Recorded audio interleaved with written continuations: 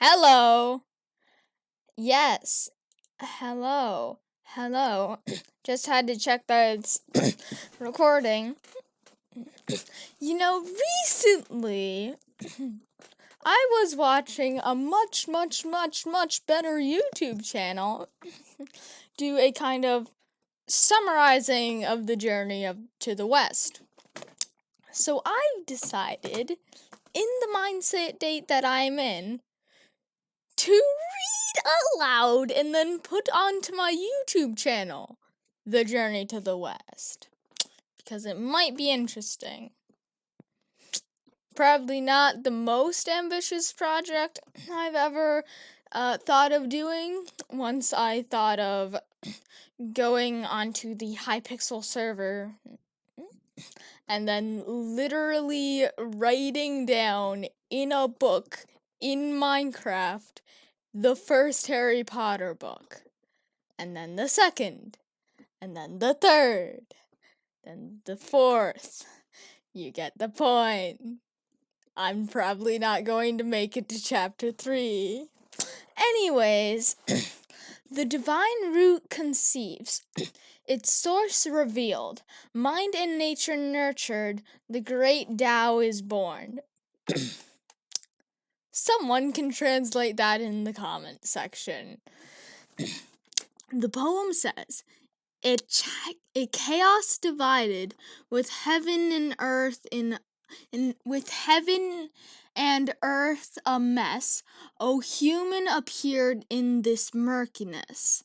Then Panga broke the nebula apart.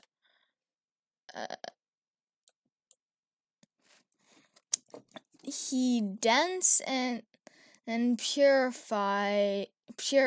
defined, did cleaning start. I assume there's supposed to be more over here, but basically a piece of the poem got cut off, so anyways, I'm just gonna work with it. Unfold all life supreme humanness would, and teach all things how become good they should.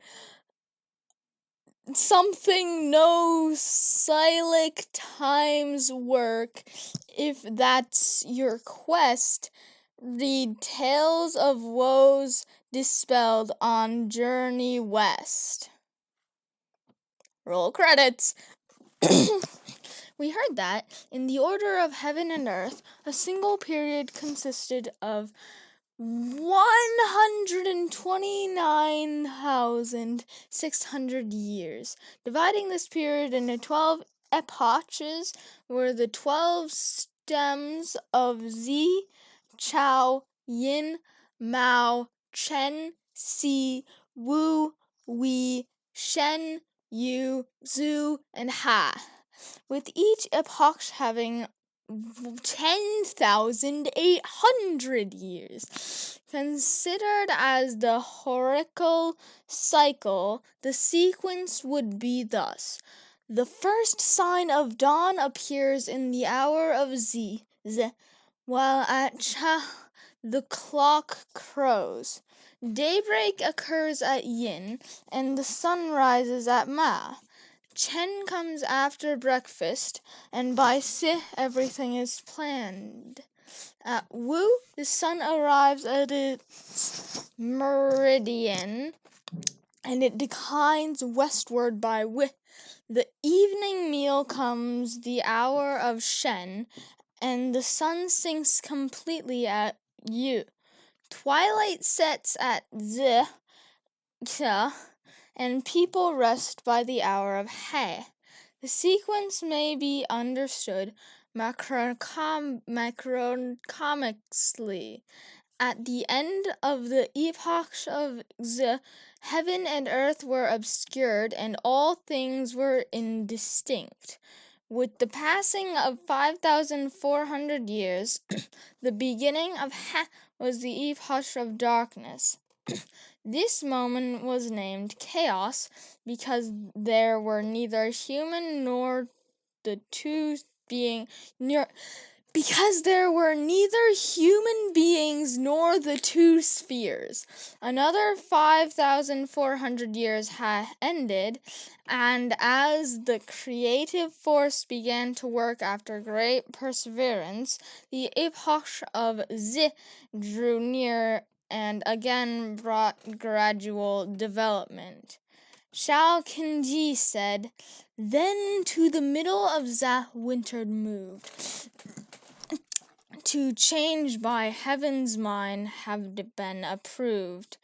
The male principle had but barely stirred, but the birth of all things was still deferred."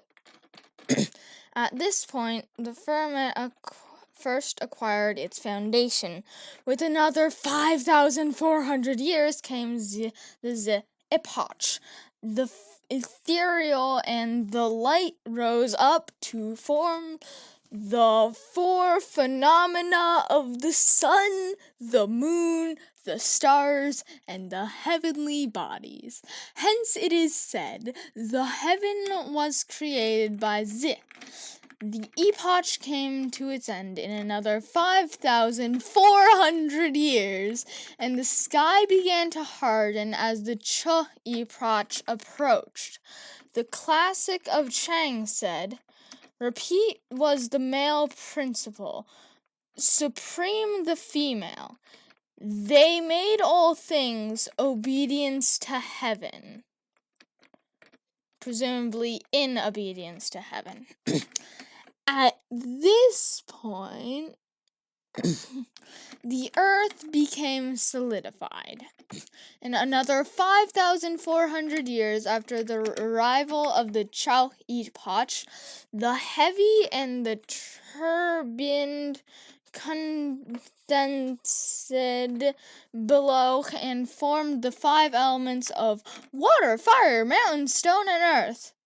Water, fire, mountain, stone, and earth. Water, fire, stone, earth. Okay, the last three of those seem to be identical things. Water, obviously. Fire, it's the magical element and thing that we have no explanation for other than chemical reaction. Mountain, tall triangle. Stone, things that make up tall triangle. Earth, the element usually associated as earth, which usually includes things like stone and mountains. Hence it is said the earth was created at Chao. With the passing of another 5,400 years, the Chao epoch came to its end, and all things began to grow at the beginning of the Yin epoch. The book of Calendar said, "The heavenly aura descended, the earth rose up. Heaven and earth coupulated, and all things were born." At this point, heaven and earth were bright and fair. It wouldn't say it that way. The yin had intercourse with the yang. In another 5,400 years, during the yin epoch, humans, beast, and fowl came into being, and thus the so-called three forces of heaven, earth, and man were established. Hence it is said, man was born at yin.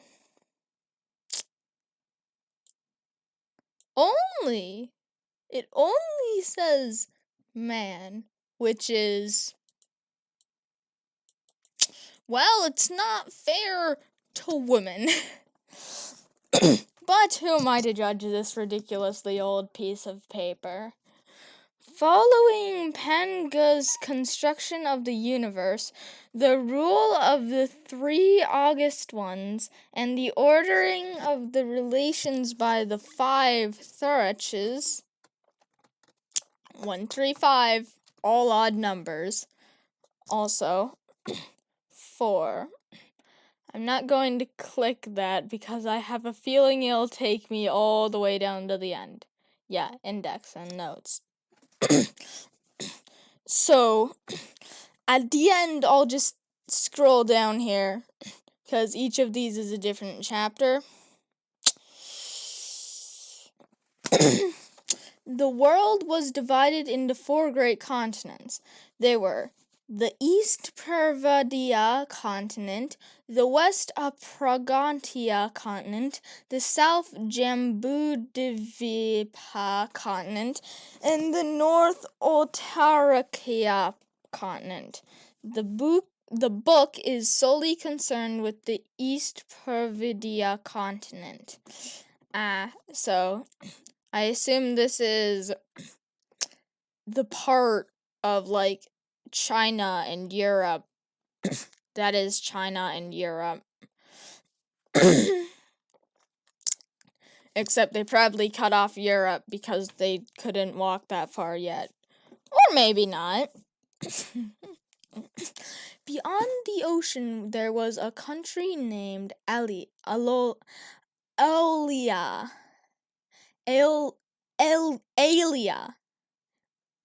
I think. It was near a great ocean in the midst of which was located the famous Flower Fruit Mountains. Finally, something I recognize from Overly Sarcastic Productions. This mountain, which consisted the chief range of the 10 islots and formed the origin of the 3 islands, came into being after the creation of the world. As a testimonial to its magnificence, there is the following poetic rhapsody. As majesty commands the wide ocean, as splendor rules the jasper seas, as majesty commands the wide oceans, then like silver mountains the tide sweep fishes into caves. As splendor rules the jasper seas, then snow-like billows send forth serpents from the deep. As the snow-white side pulls up tall plateaus, from the eastern sea arises soaring peaks. There are crimson ridges and ponderous rocks, rhapsodous cliffs and prodigious peaks. Atop the crimson ridges, something X's singing pairs. Before precipitous cliffs, the unicorn singly rests.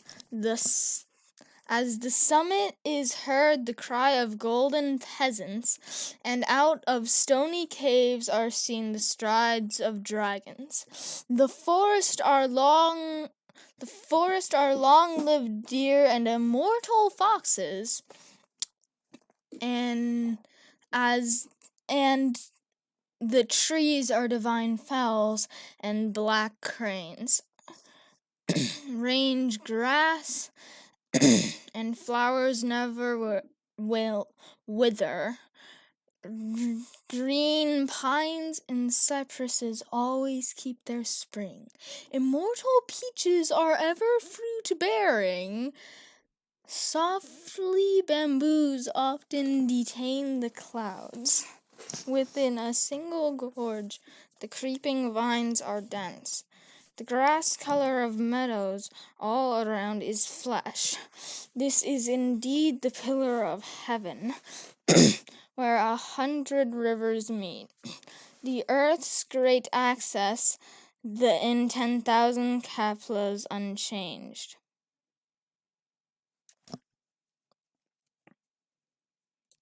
Okay.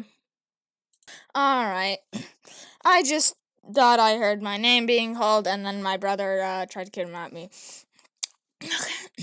There was on top of that very mountain an immortal stone, which measured 36 feet and 5 inches in height and 24 feet in circumference. The height of 36 feet and 5 inches corresponded to the 365 cyclical degrees, while the circumference of 24 feet corresponded to 24 solar terms of the calendar.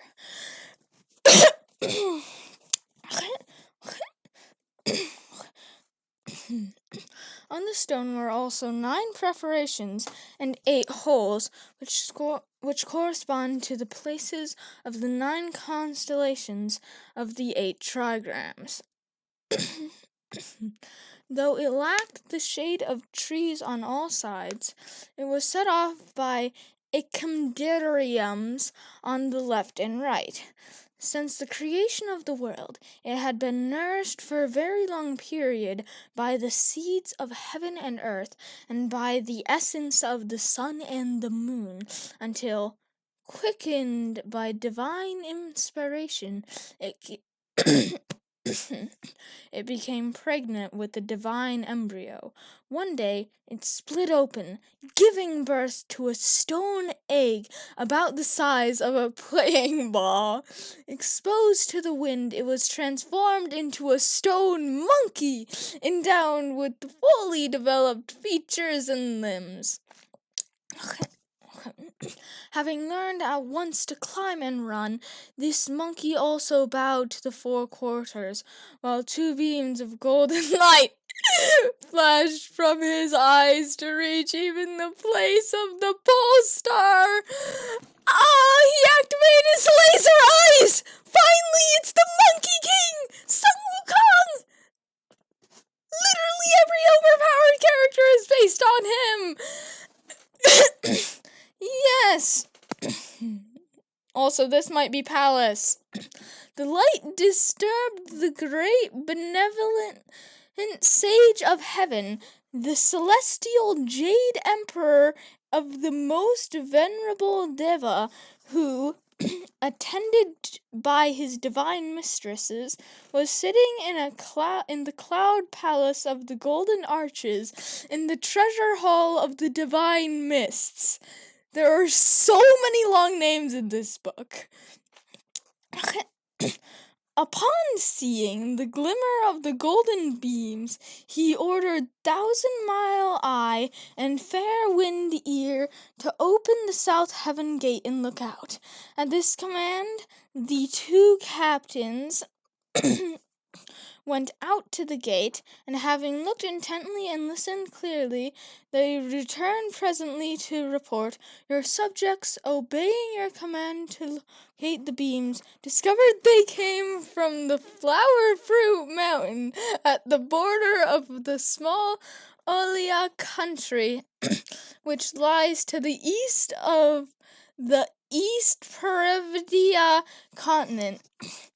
On the mountain is an immortal stone that has given birth to an egg. Exposed to the wind, it has been transformed into a monkey who, when bowing to the 4 quarters, has flashed from his eyes those golden beams that reach the palace of the pole star." Monkey King inadvertently, and I quote, "activated his laser eyes, which caused quite a disturbance when they shoot directly into the palace of the Jade Emperor." Now that he is taking some food to drink, the light is about to grow dim. With compassionate mercy, the Jade Emperor declared, "These creatures from the world below us are born of the essence of heaven and earth, and they need not surprise us."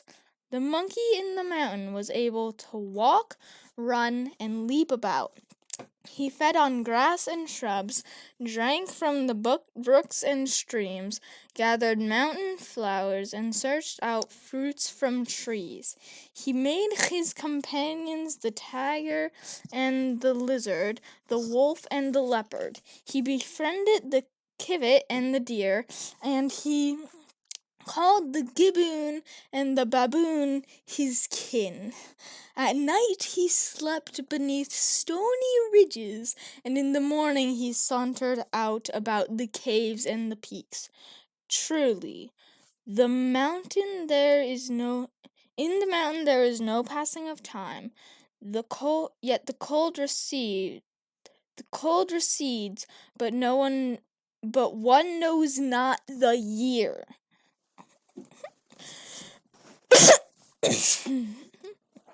One very hot morning, he was playing with a group of monkeys under the shade.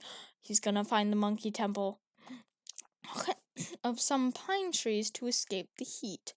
Looking at them, each amused himself in his own way, wiggling branches swinging from branch to branch, searching for flowers and fruits. They played 2 games or 3,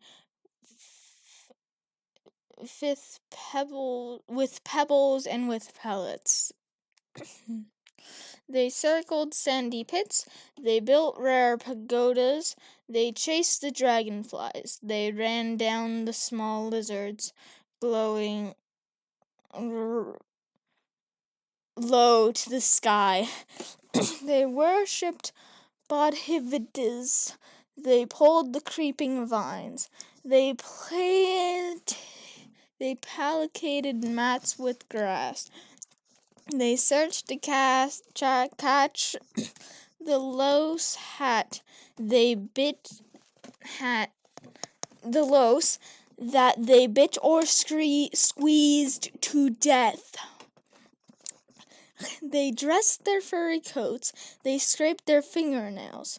Those learning learned, those rubbing rubbed, those pushing pushed, those pressing pressed, those pulling pulled, those tugging tugged, beneath the pine forest and free to play.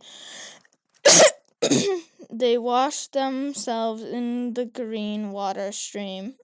So after the monkeys had frolicked for a while, they went to bathe in the mountain stream and saw that its currents bounced and splashed like tumbling melons. As the old saying goes, owls have their foul speech, and beasts have their beast language.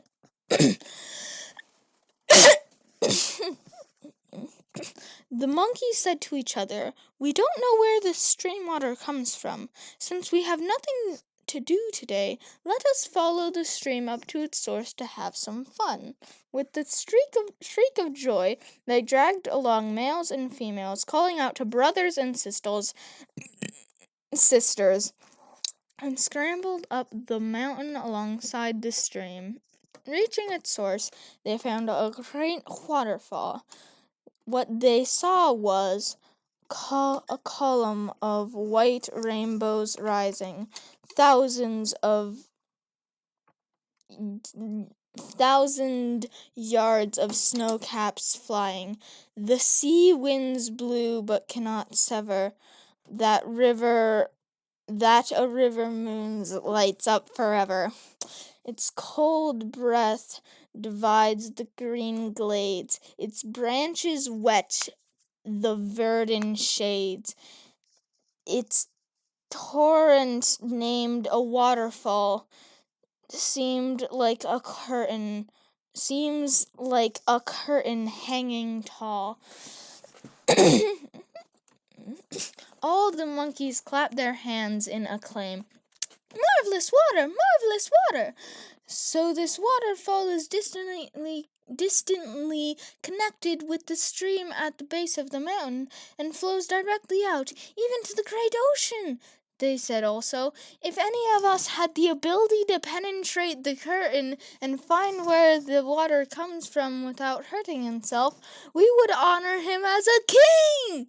They gave the call 3 times, when suddenly a stone monkey leapt out from the crowd. He answered the challenge with a loud voice, "I'll go in! I'll go in! What a monkey! For today his fame will spread wide. His fortune the time does provide.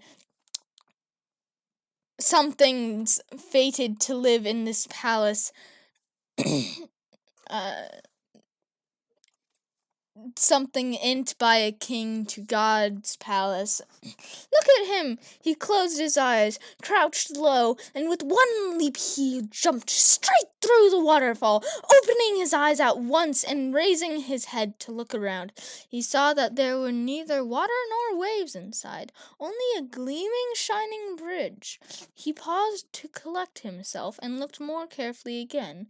It was a bridge made of sheet iron. The water beneath it surged through a hole in the rock to reach the outside, filling in all the space under the arch. With bent body, he climbed on the bridge, looking about as he walked, and discovered a beautiful place that seemed to be some kind of residence. Then he saw fresh mosses rising, piling up indigo, white clouds like jade afloat, and luminous sheens of mist and smoke, empty windows, quiet rooms, and carved flowers growing smoothly on benches. Stalactites suspended in milky caves are blossos volmileas over the ground, and the something and stoves near the wall show traces of fire.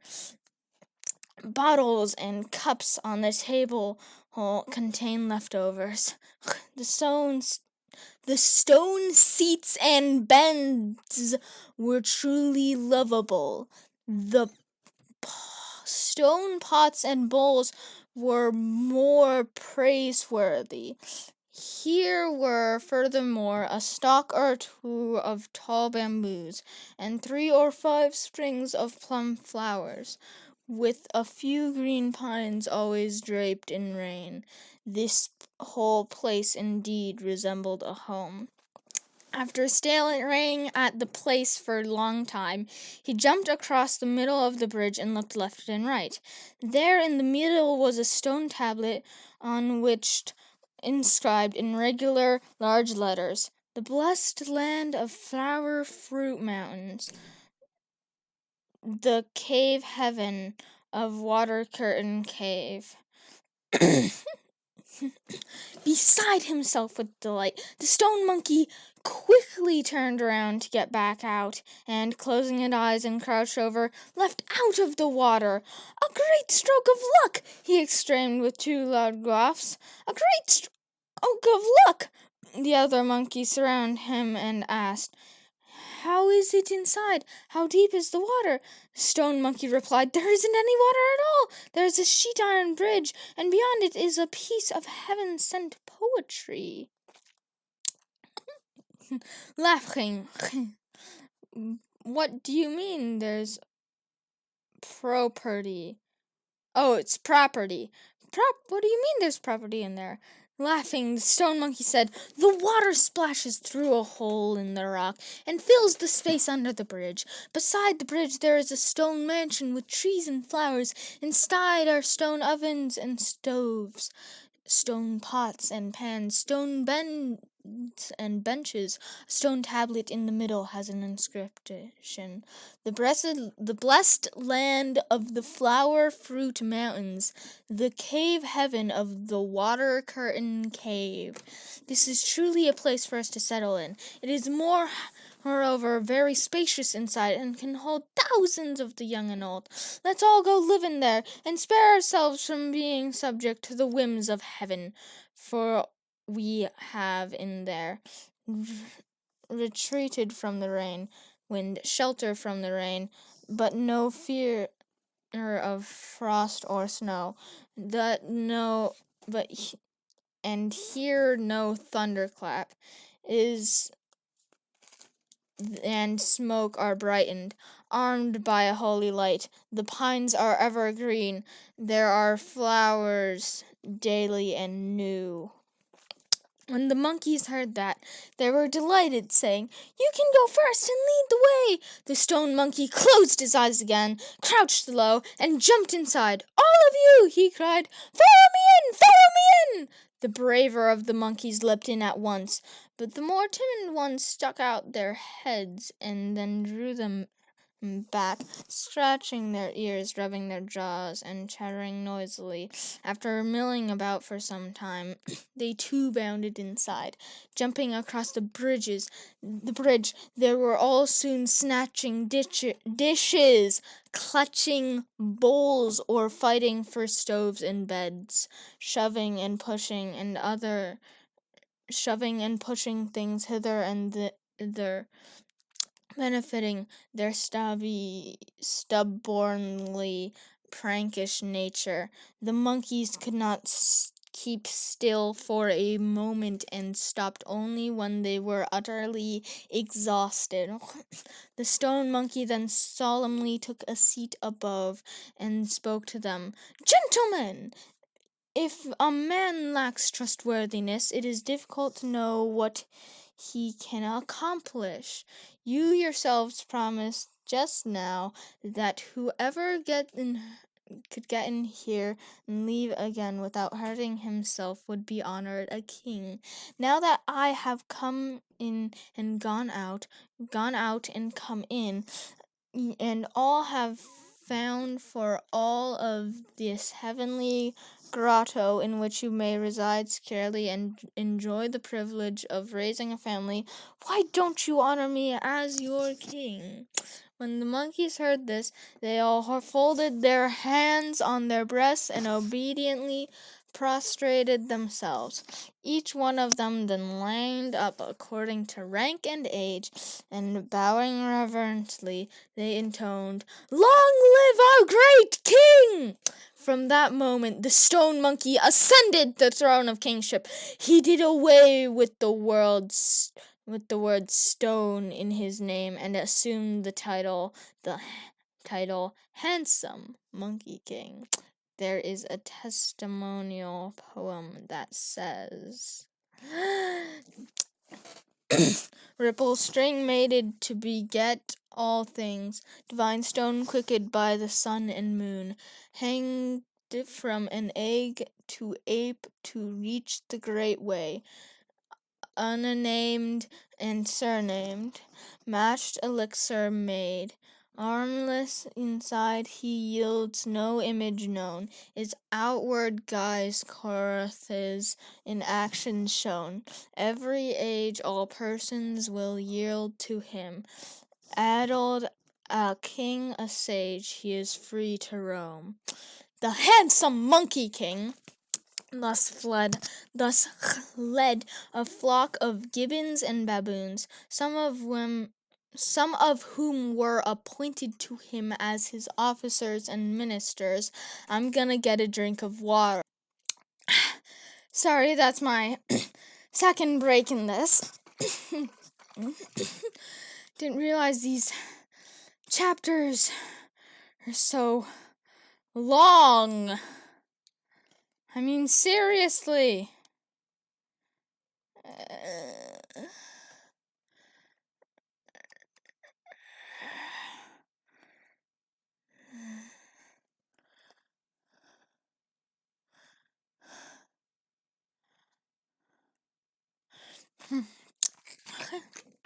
All right. The handsome Monkey King thus led a flock of gibbons and baboons, some of whom were appointed by him as his officers and ministers. They toured the flower fruit mountain in the morning, and they lived in the water curtain cave by night, living in concord and sympathy. They did not mingle with birds or beasts, but enjoyed their independence in perfect happiness, for such were their activities. In the spring they gathered flowers for food and drink. In the summer they went in quest for fruits for sustenance. In the autumn they amassed taros, and chestnuts to ward off time. In the winter they searched for yellow sperms to live out the year.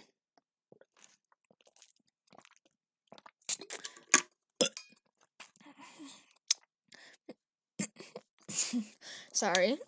The handsome Monkey King had enjoyed this insolence and existence for 300 or 400 years, when one day, while feasting with the rest of his monkeys, he suddenly grew sad and shed a few tears. Alarmed, the monkeys surrounding him bowed down and asked, "What is disturbing the great king?" The Monkey King replied, "I thought I am very happy at the moment, and am little concerned about the future, hence I am distressed." The monkeys all laughed and said, "The great king indeed does not know contentment. Here we daily have a banquet on a mortal mountain in a blessed land, and an ancient cave on a divine continent. We are not subject to the unicorn or phoenix, nor are we governed by the rulers of mankind. Such independence and comfort are immeasurable blessings. Why, then, does he worry about the future?" The Monkey King said, "Though we are not subjects to the laws of man today, nor need we be threatened by the rules of any bird or beast, old age and physical decay in the future will desolate, and the secret sovereignty of Yama, the king of the underworld. If we die, shall we not have lived in vain, not being able to rank forever among the heavenly beings?" When the monkeys heard this, they all covered their faces and wept mournfully, each one troubled by his own impermanence. But look! From among the ranks a bareback monkey suddenly leapt forward and cried aloud, "If the great king is so far-sighted, it may well indicate the sprouting of his religious inclinations. There are, among the 5 major divisions of all living creatures, only 3 species that do not subject to Yama, king of the underworld." The Monkey King said, "Do you know what they are?" The monkey said, "They are the Buddhists, the immortals, and the holy sages. These 3 alone can avoid the transmigration, as well as the process of birth and destruction, and live as long as heaven and earth, the mountain and the streams."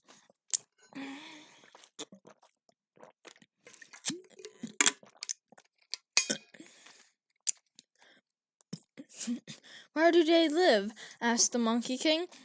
The monkey said, "They do not live beyond the world of Jabadva, for they dwell within ancient caves on immortal mountains." When the Monkey King heard this, he was filled with delight, saying, "Tomorrow I shall take leave of you all and go down the mountain. Even if I have to wander with the clouds to the corners of the sea, or journey to the distant edges of heaven, I intend to find these 3 kinds of people. I will learn from them how to be young forever and escape the calamity inflicted by King Yama." One moment. I'm on page 120 out of 5,500. 120. I'm only 8 pages behind. Only 8 more pages. Alright, just had to check that.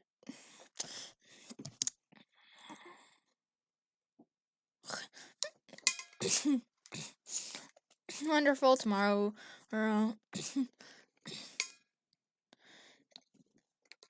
Oh, this utterance at once led him. Oh, leap free of the transmigration net, and be the great sage, equal to heaven. All the monkeys clapped their hands in acclamation, saying, "Wonderful, wonderful! Tomorrow we shall scour the mountain ranges to gather plenty of fruit, so that we may send the great king off with a great banquet."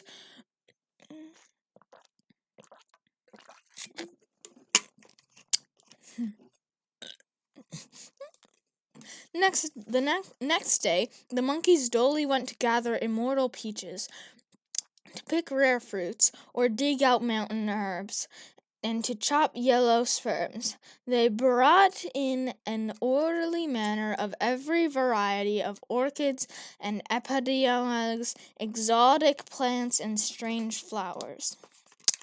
They set out of the stone chairs and stone tables, covering the tables with immortal wines and foods. Look at the Odin balls and pearly pellets, hidden ripeness and yellow plummet. Odin balls and pearly pellets are the cherries, their color truly licorice.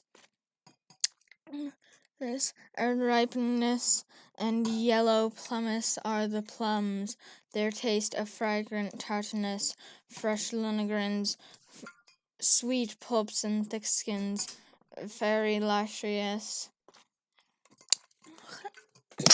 If small pits and red sacks, green fruits of the papyrus are presented by the branches. The lowouts yellow with buds are held with their leaves, ears like rabbit's head and dates like chicken hearts. Lips soul your thirst, your sorrow, and the effect of wine. Fragrant peaches and soft almonds are sweet as the elixir of life.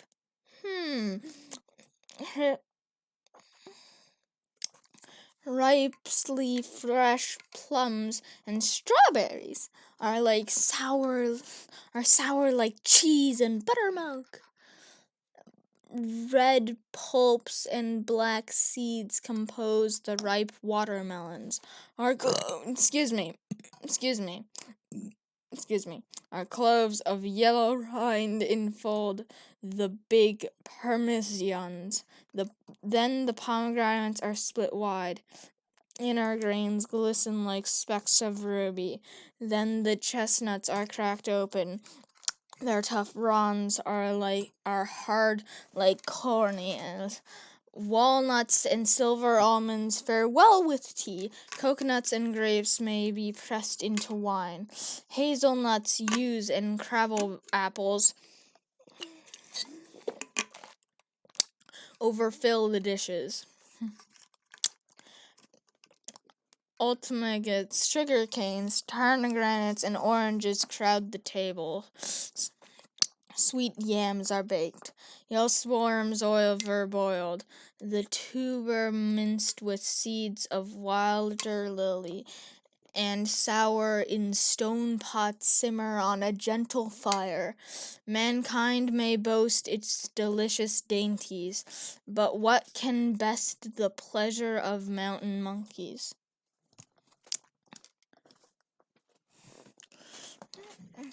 The monkeys honored the Monkey King with the seat at the head of the table, while they sat below according to their age and rank. They drank for a whole day, each of the monkeys taking a turn to go forward and present the Monkey King with wine, flowers, and fruits. The next day the Monkey King rose early and gave the instructions. "Little ones, cut me some pine wood and make me a raft. Then find me bamboo for the pole, and gather some fruits and the like. I'm about to leave." When all was ready, he got onto the raft by himself. Pushing off with all his might, he drifted out towards the great ocean and, taking advantage of the wind, set sail for the border of South Jumbadiva continent. Here is the consequence of his journey.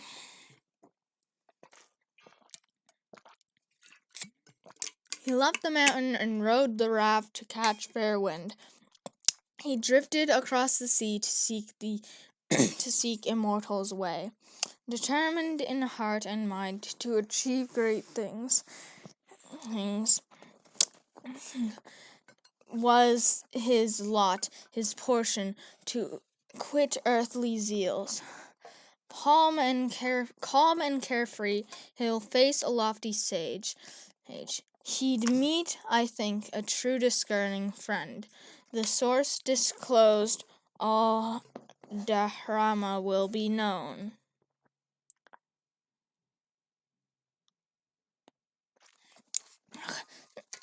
It was indeed his fortune that, after he boarded the wooden raft, a strong southwest wind, which lasted 4 days, sent him to the northwest coast, the border of the South Jimbatvia continent. He took the pole and to test the water, and finding it shallow one day, he abandoned the raft and jumped ashore. On the beach there were people fishing, hunting wild geese, digging clams, and draining salt. He approached them, and, making a weird face and some strange antics, he scared them into dropping their baskets and nets and scattering them in all directions. One of them could not run away and was caught by the Monkey King, who stripped him of his clothes, put them on himself, apping the way humans wore them. With a swagger, he walked through countries and prefectures, imitating human speech and human manners in the marketplace. He rested by night and dined in the morning. But he was bent on finding the way of the Buddhas, immortals, and holy sages, on discovering the formula for eternal youth. He saw, however, the people of the world were all seekers after profit of fame. There was not one who showed concern for his appointed end. This is their condition. Then will rise this quest for fortune and fame. His tyrant of early rising and retiring late. Riding on mules, they long for noble steeds. Finally, now prime ministers, they hope to be kings.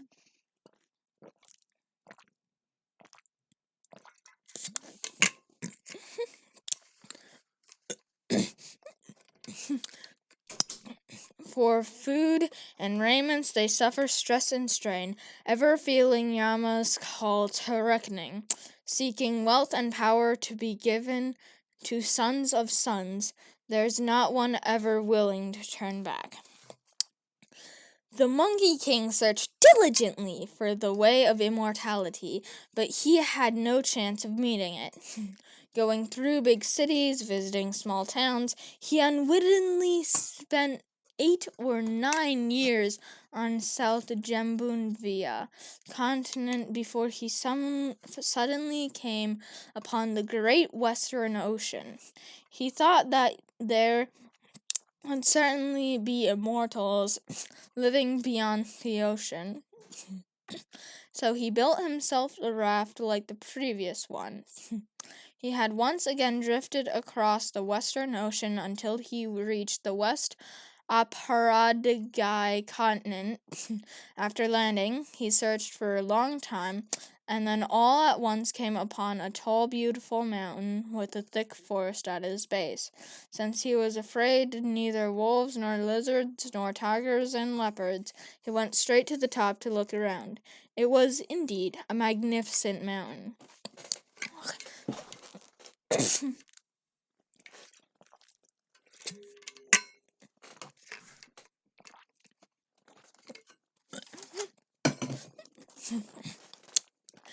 I think the Monkey King might have already been immortal, because his reign lasted like 900 years.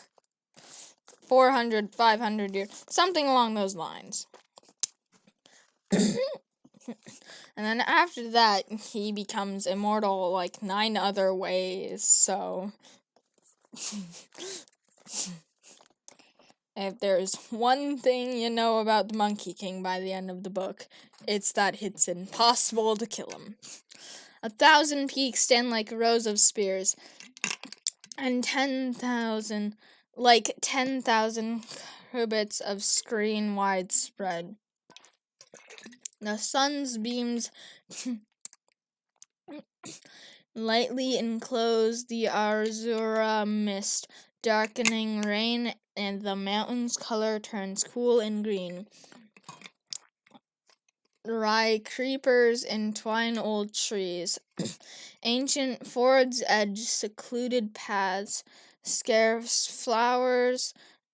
scare flowers and luxuriant grass, tall bamboos and lofty pines, or 10,000 years grow green in this blessed land, are flowers and luxuriant grass. All seasons bloom as in the isles of the blessed.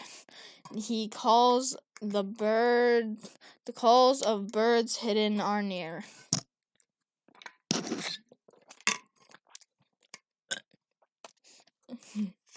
The sounds of streams rushing are clear. Deep inside deep canyons the orchards interweave. In every ridge and crag sprouts lichen and moss.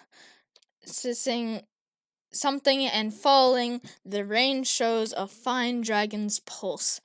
There in reclusion must an eminent man reside. As he was looking about, he suddenly heard the sound of a man speaking deep within the woods. Hurriedly, he dashed into the forest and cocked his ear to listen. It was someone singing, and the song went thus. Whoops! Um...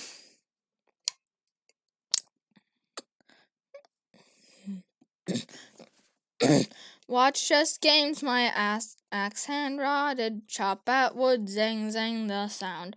Walk slowly by the clouds fringe at the valley's entrance, telling my firewood to buy some wine. I'm happy and laugh without restraint, then the path is frosted in the autumn's height. Face the moon, my pillow, the pine root creeping till dawn. Find my familiar woods, climb the plateaus, and scale the peaks, and cut dried creepers with my axe. Then I gather enough to make a load. Stroll singing through the marketplace and trade it for 3 pints of rice. With nary the slightest bickering, ever a price so modest. Plots and schemes I do not know without vagary or attaint.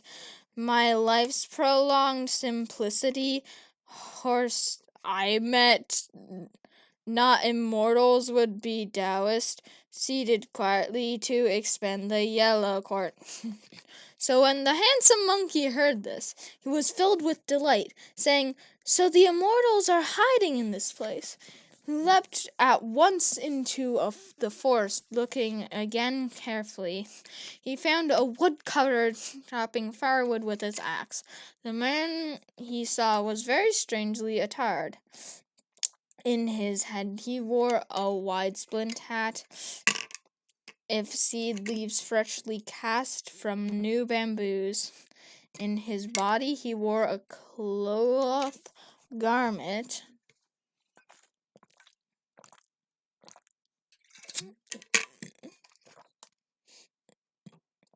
Oh.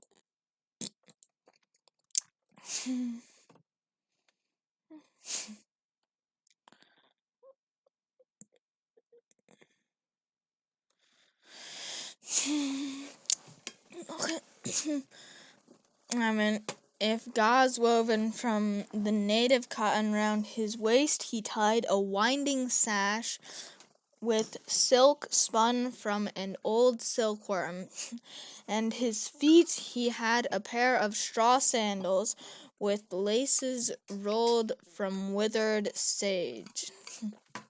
His hands he held a fine steel axe, sturdy rope coiled round and round his load, breaking pines or chopping trees. Here's the man to equal him? There's the man to equal him? The Monkey King drew near and called out, "Reverend Immortal, your disciples raise his hand."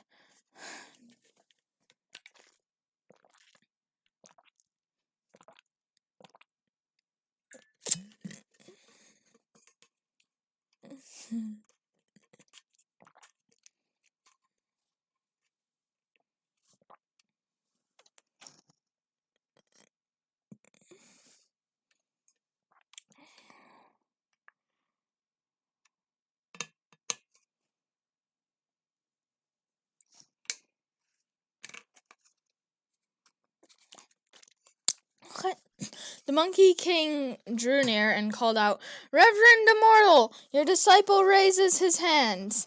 The woodcutter was so flustered that he dropped his axe as he returned to return the salvation. "Blasphemy! Blasphemy!" he said. "I, a foolish fellow with hardly enough clothes or food, how can I bear the title of immortal?" The Monkey King said, "If you are not immortal, how is it that you speak his language?" The woodcutter asked, "What did I say that sounded like the language of an immortal?" The Monkey King explained, "When I came just now to the forest edge, I heard you singing. Those I met, if not immortals, would be Taoists seating quietly to expand the yellow court. The yellow court contains the perfected words of the way and virtue. What can you be but an immortal?" Laughing, the woodcutter said, "I can tell you this much. The tune of that lyric is named A Court Full of Blossoms, and it was taught to me by an immortal, a neighbor of mine. He saw I had struggled to make a living, and that my days were full of worries, so he told me to recite the poem whenever I was troubled. This, he said, would both comfort me and rid me of my difficulties. I happened that I was anxious about something just now, so I sang the song. It didn't occur to me that I would be overheard." The Monkey King said, "If you're a neighbor of Immortal, why don't you follow him to the cultivation of the way? Wouldn't it be nice to learn from him the formula for eternal use?" The woodcutter replied, "My lot has been hard all my life. When I was young, I was indebted to my parents' nurture until I was 8 or 9. As soon as I began to have some understanding of human affairs, my father unfortunately died, and my mother remained a widow. I had no brothers or sisters, so there was no alternative but for me alone to support and care for my mother. Now that my mother is growing old, all the more I dare not to leave her. Moreover, my fields are rather barren and desolate, and we haven't had enough food or clothing. I can't do more than chop 2 bundles of firewood to take to the market in exchange for a few pennies to buy a few pints of rice. I cook that myself, serving it to my mother with the tea I make. That's why I can't practice autistries." That's a long-winded explanation! "That's what I call it," the Monkey King said. "According to what you have said,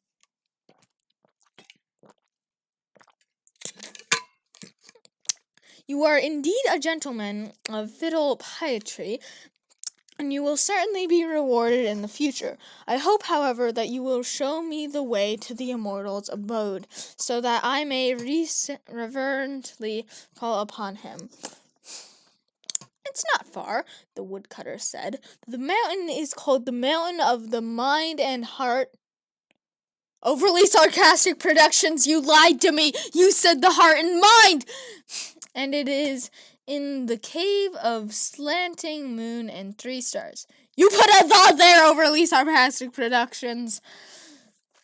"Inside the cave is an immortal by the name of Partridge Saboti, who has already sent out innumerable disciples. Even now, there are 30 or 40 persons who are practicing autistries with him.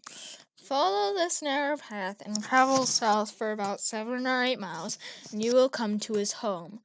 Grabbing the woodcutter, yes, my volume is working. That would have been very sad if it wasn't working.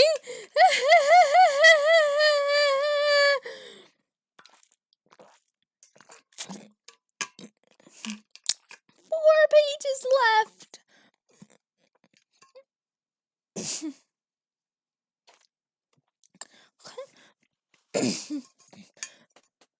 Follows the narrow path and travels south for about 7 or 8 miles. Grabbing the woodcutter, the Monkey King said, "Honored brother, go with me. If I receive any benefit, I will not forget the favor of your guidance." "What a bone-headed fellow you are!" the woodcutter said. "I have just finished telling these things, and you still don't understand. If I go with you, won't I be neglecting my livelihood? And who will take care of my mother? I must chop my firewood. You go on by yourself." When the Monkey King heard this, he had to take his leave. Emerging from the deep forest, he found the path and went past the slope of the hill.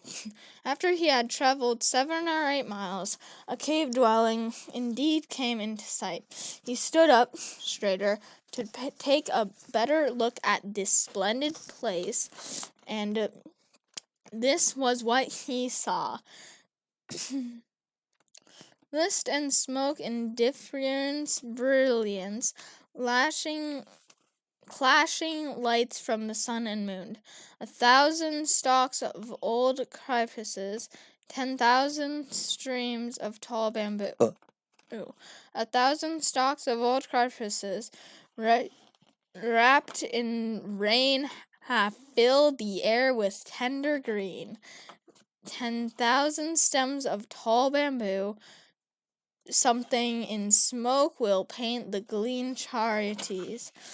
Rain flowers spread broncos before the door, or like grass emits fragrance beside the bridge. In ridges portraying grow a moist green lichens, and hanging cliffs cling the long blue mosets. The cries of immortal cranes are often heard. Hence, in a while, a phoenix soars overhead. Then the cranes cry. Their sound reaches through the march to the distant sky. Then the phoenix soars up, feathers its plum with 5 bright colors embroidered the clouds. Black apes and white deer may come or hide.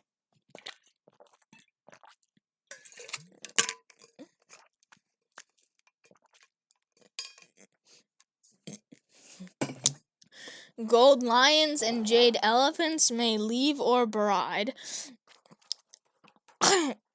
Look with care at this blessed holy place, has the true semblance of paradise.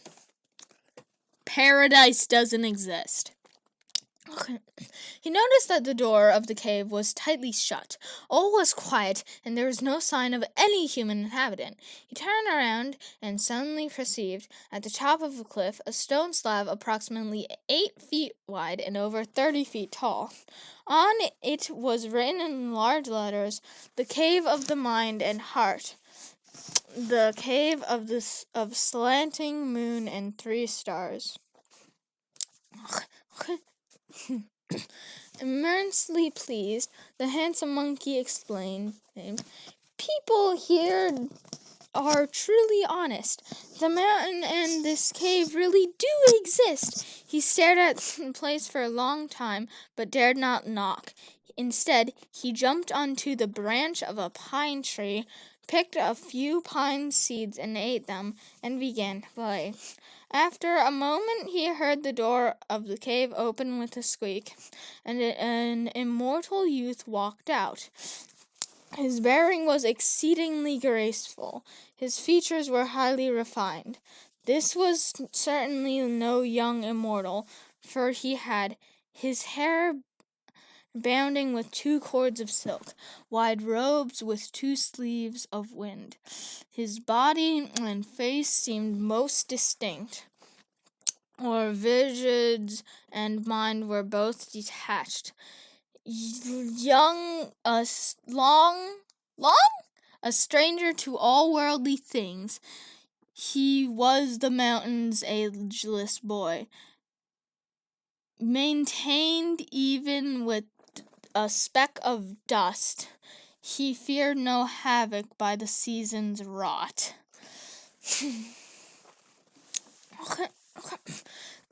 After coming through the door, the boy shouted, "Who's causing disturbance here?"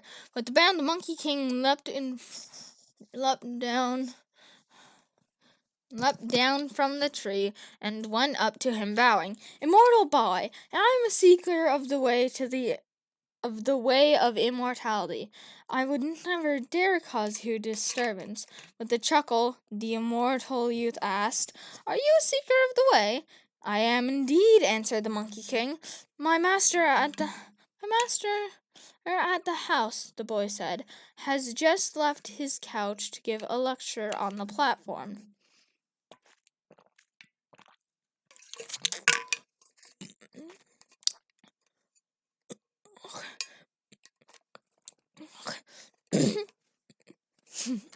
Before even announcing his theme, however, he told me to go out and open the door, saying, "There is someone outside who wants to practice austerities.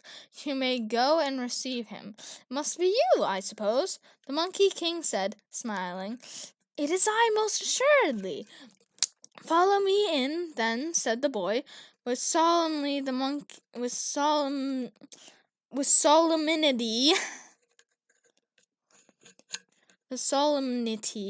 The Monkey King set his clothes in order and followed the boy into the depths of the cave. They passed rows and rows of lofty towers and huge alcoves, of pearly chambers and carved arches. After walking through immeasurable quiet chambers and empty studios, they finally reached the base of the green jade platform.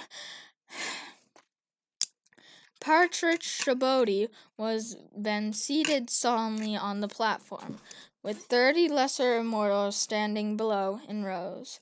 He was truly an immortal of great, keen, and purest mind.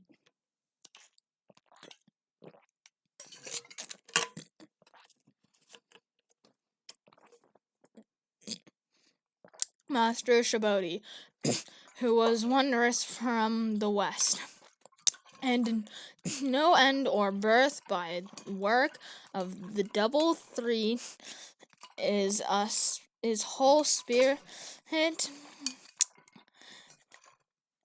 and breath were with mercy filled.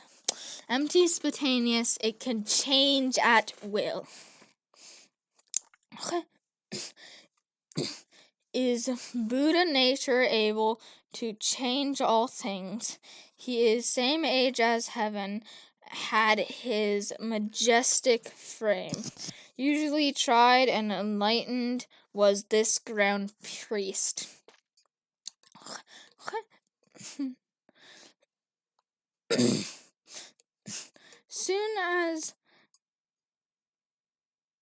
Soon as the handsome Monkey King saw him, he prostrated himself and kowtowed several times without number, saying, "Master, master, I, your pupil, pay my sincere homage." The patriarch says, "Where do you come from? Let's hear you state clearly your name and country before you kowtow again." The King said, "Your pupil came from the water-current cave of the Flower Fruit Mountain in the Aloria country of the East Pervino continent." "Chase him out of here," the patriarch shouted. "There's nothing but a liar and a fabricator of falsehood. How can he possibly be interested in attaining enlightenment?" The Monkey King hastened to kowtow unceasingly and to say, "Your pupil's word is an honest one, without any deceit." The patriarch said, "If you are telling me the truth, how is it that you mentioned each provincial continent? Separating that place of mine and are two great oceans and the entire region of the South Jambusia continent. How can you possibly get here?" Again kowtowing, the Monkey King said, "Your pupil drifted across the ocean and trudged through many regions for more than 10 years before finding this place." The patriarch said, "If you have come on a long journey in many stages, I'll let that pass. What is your surname?" The Monkey King